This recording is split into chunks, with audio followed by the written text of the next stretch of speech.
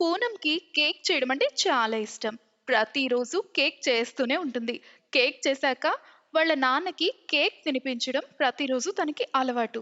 "తీసుకోండి నాన్న, కేక్ తినండి. ఎలా ఉందో చెప్పండి." ఏంటి తల్లి ఇది? ఎందుకు ఇదంతా చేస్తున్నావు? కేక్ కాకుండా ఇంకేదైనా చెయ్యొచ్చు కదా! "నాకింకేం చేయడం రాదు నాన్న." మరి నేర్చుకోమ్మా. అత్తవారింటికెళ్ళి కేక్ చేసి పెడతావా? "అవును నాన్న, నేను కేకే చేస్తాను. తినేవాళ్ళు తింటారు, లేకుంటే లేదు." పూనం చాక్లెట్ కేక్ చేయడంలో ఎక్స్‌పర్ట్. తను ఇంటికి ఎవరైనా గెస్ట్‌లు వచ్చినప్పుడు వెంటనే చాక్లెట్ కేక్ చేసుకొని తీసుకొనొచ్చేది. అమ్మ పూనం, నువ్వు చాలా బాగా కేక్ చేసావు. Thank you uncle. ఇలా పూనం కేకులు చేయడంలో బిజీగా ఉంటుంది. వాళ్ళ నాన్న తన పెళ్లి గురించి ఆలోచిస్తూ ఉంటాడు. పూనం చాలా బావుంటుంది. అందుకనే తనకి త్వరగా పెళ్లి సంబంధం కుదిరింది. కొన్నాళ్ళ తర్వాత పూనం పెళ్లి ఆకాష్ అనే మంచి అబ్బాయితో ఫిక్స్ అవుతుంది. కానీ పెళ్లికి ముందే ఆకాష్‌కి ఇలా చెప్తుంది. ఆకాష్, నేను నీకు ముందే చెప్తున్నాను. నాకు కేక్ చేయడం తప్ప వేరే ఏమీ రాదు. అయినా సరే నన్ను పెళ్లి చేసుకోవడం ఇష్టమేనా? హా పూనం, నువ్వంటే నాకు చాలా ఇష్టం. వంట నువ్వు కాకపోతే వదిన చేస్తుంది. నువ్వు వేరే పని చూసుకోవచ్చు ఇంట్లో. హో! అవునా? చాలా థాంక్స్ ఆకాష్. అలా పూనం పెళ్లి జరిగిపోతుంది. పూనం అత్తవారింటికి వెళ్తుంది. అక్కడ అందరూ చాలా మంచివాళ్ళు. అత్త విమల ఆడపడుచు టీనా ఎంతో ప్రేమిస్తున్నారు. కానీ తోడికోడలు శకుంతల కలవడానికి కూడా రాలేదు. పూనం, నీకే ఇబ్బంది కలగలేదు కదా? అంతా బాగుందా? అందరూ బాగానే ఉన్నారా? హాహా!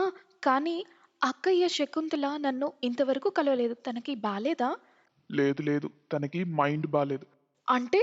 అంటే వదిన అదో టైప్. కొంచెం గర్వంగా ఉంటుంది. ఈ పెళ్లి జరగడం వల్ల తనకి సంతోషంగా లేదు. కానీ ఎందుకు? ఎందుకంటావేంటి? నువ్వు ఇంత అందంగా ఉన్నావు. అది చూసి తను కుళ్ళుకుంటుంది. అందుకే అలా ఉంది. ఓహ్! అదా విషయం. తర్వాతి రోజు శకుంతల పూనంని కలవడానికి వస్తుంది. ఓహో! చెల్లి, రాగానే ఇంట్లో వాళ్ళందరినీ కొంగు కట్టుకున్నావులే భలే! లేదు లేదక్కా, అలాంటిదేం లేదు. అంతా చూస్తూ ఉన్నాలే.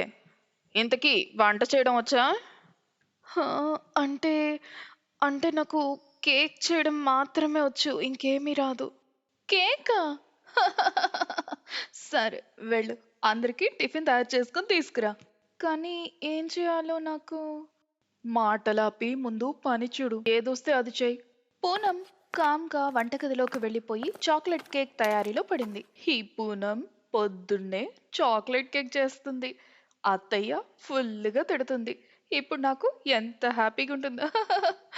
పూనం చాక్లెట్ తయారీకి కావలసిన వస్తువులన్నీ గిన్నెలో కలిపేసేసి ఓవెన్‌లో పెడుతుంది. ఇక బేక్ అయిన తర్వాత ఆ వాసనకి అందరూ టేబుల్ దగ్గరికి వస్తారు. "అరే వదినా, నువ్వు చాక్లెట్ కేక్ చేసావా? వావ్! నిజంగా ఎంత బావుందో." చిన్న కోడలా, కేక్ ఎంత అద్భుతంగా ఉందో!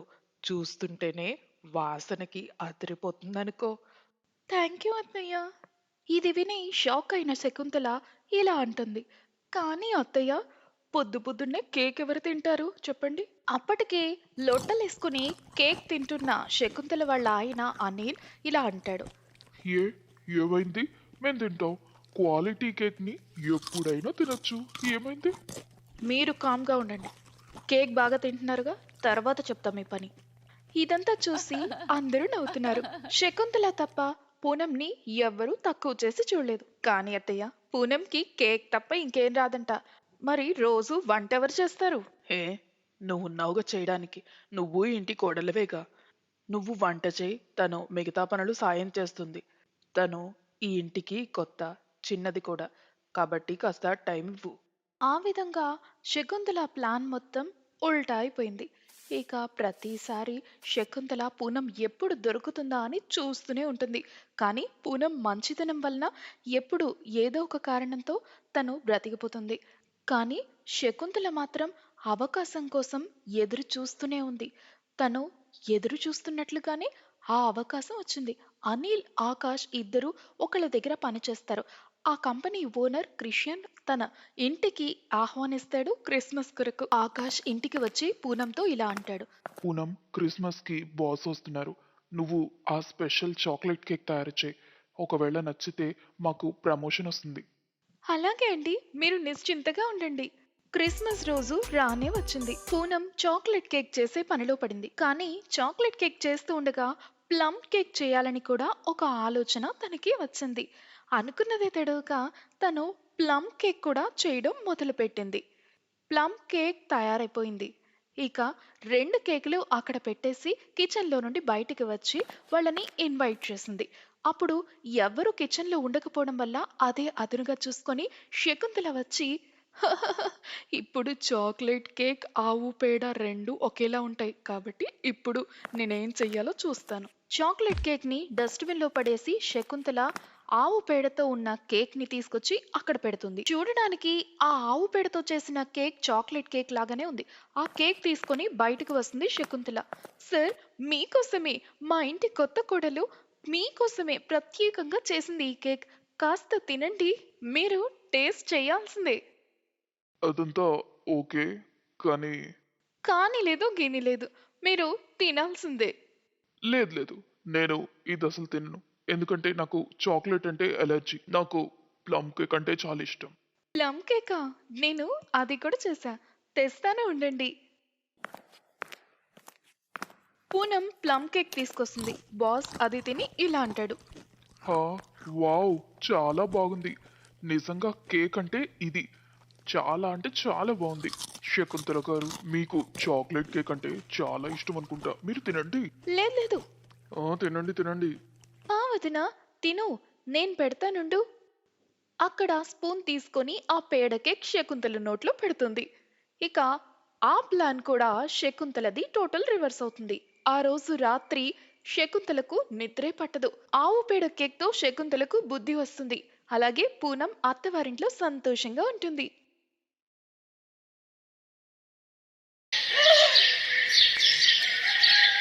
ఆహా! కోడలా, కూర ఎంత బాగా వండావే! నా కోసం ఇంకో రొట్టి చెయ్యవే కోళ్ళా. కడుపు నిండింది గాని మనసు నిండనే లేదే. కానీ అత్తయ్య, కలిపిన పిండి లేదు. సర్లేండి, ఇంకొంచెం కలుపుతాను. కోడలి పిల్ల, పిండి కలిపితే నా కోసం కూడా 2 రొట్టెలు చెయ్యమ్మా. వేడి వేడి రొట్టెలు తింటే ఆ రుచే వేరమ్మా. సరే మావయ్య గారు. అక్షర కిచెన్లోకి వెళ్ళి చూసేసరికి తన తోటి కోడలు కిచెన్ మొత్తం క్లీన్ చేస్తూ ఉంటుంది. మాలిని, నువ్వు రొట్టెల పీట కడిగేశావా? అవునక్క. అత్తయ్య మావయ్య తినేలోపు ఇక్కడంతా క్లీన్ చేసేసానక్క. ఆ తర్వాత మనం ప్రశాంతంగా తినొచ్చు కదా. అంట్లు కూడా తోమేశానక్క. కానీ అత్తయ్య మావయ్యకి ఇంకా రొట్టెలు కావాలంట మాలిని. ఏంటక్క? కానీ నేను ఇప్పుడే ఇద్దరిని అడిగొచ్చాను. ఇంకొద్దన్నారు కదా అక్క, ఇప్పుడేమో ఇలా అంటున్నారు. మళ్ళీ పిండి కలపాల్సిందే మాలిని. ఆ తర్వాత మళ్ళీ క్లీన్ చేయాల్సిందే. అప్పుడప్పుడు ఈ కిచెన్ ఒక మినీ డాబాలా కనిపిస్తుంది. ఇక్కడ ఎప్పుడూ వంటలు జరుగుతూనే ఉంటాయి. ఓ కోడలా, రొట్టెలయ్యాయా లేదా? ఇద్దరూ రోజంతా వంటింట్లో ఏం చేస్తారో ఏంటో. ఇద్దరు కోడళ్ళున్నా టైంకి తినడం మాత్రం అస్సలు అవ్వట్లేదు. ఇద్దరూ చెవులు కొరుక్కుంటూనే ఉంటారు. వదినా, నాకు కొంచెం రైస్ కావాలి. కొంచెం తీసుకొస్తావా? అయ్యో రేఖ, అన్నం మొత్తం అయిపోయింది. ఉన్నదంతా మీరే తినేశారుగా. అలా ఎలా అయిపోతుందే? 100 కిలోల సంచి స్టోర్ రూమ్లో ఉంది. కానీ నా కూతురు కొంచెం అన్నం అడిగితే లేదంటావేంటే? చూసేవా అమ్మా, కోడళ్ళ హయాంలో తిండి తినడానికి కూడా కష్టమవుతుంది. ఇంకా ఇక్కడే నిలబడి నా మొహం చూస్తూ ఉన్నావే? త్వరగా వెళ్ళి కుక్కర్లో అన్నం పడేయ్. నువ్వేమైనా వండి వార్చాలా ఏంటి? అక్షర కోపంగా కిచెన్లోకి వెళ్ళి మాలి, ఆ కుక్కరిటి. అక్క, నేనంతా క్లీన్ చేసి ఏం లాభం? నువ్వు ఒక్కొక్కటి మళ్ళీ అడుగుతున్నావు. మరి నేనేం చేయను? మనం ఎంత గింజుకున్నా మన బాధ అర్థం చేసుకునేవారు ఇంట్లో ఒక్కరు కూడా లేరు. బట్టలు మెషిన్ ఉతికేస్తుందట, అన్నం కుక్కర్ వండేస్తుందట, మనిద్దరికి ఇంకేం పనుండదట. ఏంటక్క, రోజు ఇదొక తలనొప్పి అయిపోయింది. ప్రతిరోజు లాస్ట్లో ఒక రొట్టె కానీ కొంచెం అన్నం కానీ మళ్ళీ మళ్ళీ అడుగుతున్నారు. సర్లే, అవి లై. ఇంకేం చేస్తాం? వాళ్ళు అడిగింది ఇవ్వకపోతే కొంచెం అన్నం పెట్టడానికి కూడా అత్తవారిని సతాయిస్తున్నాం అని అంటారు. ఇద్దరు కోడళ్ళు మళ్ళీ వంట చేస్తారు. ఇలా వాళ్ళు రోజంతా కిచెన్లో పని చేస్తూ ఉంటారు. దానివల్ల వాళ్ళ పిల్లల చదువులు కూడా సరిగ్గా చూడలేకపోతారు. వాళ్ళిద్దరికీ ఒక్కొక్క బిడ్డ. అత్త, మామ మరియు ఆడపడుచుతో కలిసి మొత్తం 9 మంది ఉంటారు. అంతమందికి వండి వార్చి పెట్టడం, అంట్లు తోవడంతోనే వాళ్ళకి రోజంతా సరిపోతుంది. అక్క, మనిద్దరికీ రోజంతా కిచెన్లోనే సరిపోతుంది. ఈ ఇంటికి వాళ్ళు కోడళ్ళని కాదు, వంట మనిషిని పెళ్లి చేసుకున్నారేమో అని అనిపిస్తుంది అక్క. కరెక్ట్గా చెప్పావు మాలిని. రోజంతా పని చేసి చేసి బీరకాయల్లా తయారవుతున్నాం. అరే, ఇంట్లో 2 కోడళ్ళుంటే రోజంతా ఏదో ఒకటి చేస్తూనే ఉండాలా? అక్క, ఇప్పుడు పిల్లలు కూడా అంతా గమనిస్తున్నారు. మాలిని, ఇకపై మనం ఊరుకోవద్దు. వాళ్ళకి బుద్ధి చెప్పాలంటే నా దగ్గర ఒక ఐడియా ఉంది. నీ చెవిలా పడే. అక్షర తన తోటికోడలు మాలినికి తన ప్లాన్ మొత్తం చెప్తుంది. మర్నాడు ఉదయం టీలో వాళ్ళు తీపెక్కువ వేస్తారు. టీ తాగుతున్న అత్తగారితో కోడలు ఇలా అంటుంది. అత్తయ్య, మీకు షుగర్ టెస్ట్ చేస్తారండి? నాకెందుకే కోడలా? అలా అంటే ఎలా అత్తయ్య? ఇదిగో చూడండి, మీకెంత షుగర్ ఉందో. నేను ఇప్పుడే డాక్టర్ని పిలిపించి మీకు చెక్ చేయిస్తాను. మీకేమైనా అయితే? ఏంటే ఆపసకునం మాటలు? సరేలే, పనిలో పని మీ మావయ్య గారికి కూడా చెక్ చేయిద్దామే. ఆ తర్వాత డాక్టర్ ఇంటికొచ్చి, చూడండమ్మా, మీరు వెయిట్ చాలా తగ్గాలి. లేకపోతే ఈ షుగర్తో చాలా ప్రమాదం అవుతుంది. అంకుల్, మీరు డబుల్ వెయిట్ ఉన్నారు. ఫుడ్ విషయంలో మీరు చాలా కంట్రోల్గా ఉండాలి. 2 రొట్టెల కంటే ఎక్కువ తినకూడదు. దేవుడా, ఈ డాక్టర్ మా తిండి మీద పడ్డాడేంటి? అమ్మా, మీరు ఈ వయసులో చాలా హెల్తీగా ఉండాలి. మనవలు మనవరాళ్ళని మీరు చూడాలి కదా. ఫుడ్ విషయంలో కంట్రోల్గా ఉండాలి. నేనెందుకు అంత త్వరగా చేస్తాను డాక్టర్? నువ్వు ఈ రోజు నుంచి 2 రొట్టెలు చేయవే. డాక్టర్ వాళ్ళందరి బ్లడ్ శాంపిల్స్ తీసుకెళ్తాడు. అమ్మా, మీకు షుగర్ ఉంటుందని చెప్పాను కదా. ఈ రోజు నుండి మీరు రైసు, దుంపలు, స్వీట్స్ అస్సలు తినకూడదు. అంకుల్, మీకు కొలెస్ట్రాల్ చాలా ఎక్కువగా ఉంది. అందుకే మీరు కూడా ఫుడ్ విషయంలో చాలా జాగ్రత్తగా ఉండాలి. రేఖ, నీ వెయిట్ చాలా ఎక్కువగా ఉంది. నువ్వు కూడా తిండి విషయంలో చాలా జాగ్రత్తగా ఉండాలి. నీకు ఇంకా పెళ్లి కూడా కాలేదు. నువ్వు ఇంకా జాగ్రత్తగా ఉండాలి. సరే అయితే నేను వెళ్ళొస్తాను. అలా అని డాక్టర్ అక్కడి నుండి వెళ్ళిపోతాడు. రాత్రికి అందరూ డైనింగ్ టేబుల్ దగ్గర కూర్చున్నాక రేఖ, వదినా, నాకు 2 స్పూన్ల అన్నం వడ్డించు. ఇదిగో రేఖ, 2 స్పూన్ల అన్నం. ఏంటి వదినా, 2 స్పూన్ల అన్నమే పెట్టావు? మరి ఈ ఇంటి కోడల్ని అందరినీ జాగ్రత్తగా చూసుకోవాలి కదా. కోడలా, నాకో సగం రొట్టి ఇయ్యవే. లేదత్తయ్య, డాక్టర్ మిమ్మల్ని 2 రొట్టెల కంటే ఎక్కువ తినొద్దన్నాడు. అయినా మీరే అన్నారుగా ఈ రోజు నుండి 2 తింటానని. అందుకే నేను ఎక్కువ చేయలేదు. ఇప్పటి నుండి అందరికీ కొలత ప్రకారమే వంట చేస్తాం. అందరూ సగం సగం కడుపు నింపుకుని సైలెంట్గా వాళ్ళ గదుల్లోకి వెళ్ళిపోతారు. ఈరోజు ఆ 2 కోడళ్ళు మొదటిసారి ప్రశాంతంగా టైంకి భోంచేస్తారు. అక్షర ఐడియాతో అందరి అలవాట్లు చాలా మారుతాయి. అత్త, మామ మరియు రేఖ వాకింగ్కి వెళ్ళి వాళ్ళ డైట్ విషయంలో కంట్రోల్గా ఉండి హెల్తీ ఫుడ్ని తగిన మోతాదులో తింటారు. అక్షర ఐడియాకి డాక్టర్ సహకరిస్తాడు. అసలు ఆ డాక్టరు, ఆ రిపోర్ట్లు అన్నీ అబద్ధాలే.